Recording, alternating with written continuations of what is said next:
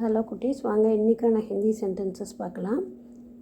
எனக்கு என்ன தோணுதுன்னா, ஐ திங்க் ஸோ அப்படிலாம் சொல்கிறோம்ல, அதை ஹிந்தியில் எப்படி சொல்லணும்னா, முஜே ஐசா லக்தா ஹை அப்படின்னு சொல்லணும். முஜேனா எனக்கு, ஐசா லக்தா ஹை அப்படின்னா அப்படி தோணுது அப்படின்னு அர்த்தம்.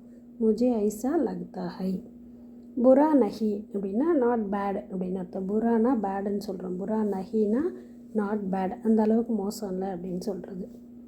கோய் நஹி ஜான்தா, யாருக்கும் தெரியாது அப்படின்னு அர்த்தம். கோயினா சம்படி, யாருக்கும், நஹி ஜான்தானா தெரியாது. ஸோ கோய் நஹி ஜான்தானா நோபடி நோஸ் அப்படின்னு சொல்கிறோம்ல, யாருக்கும் தெரியாது.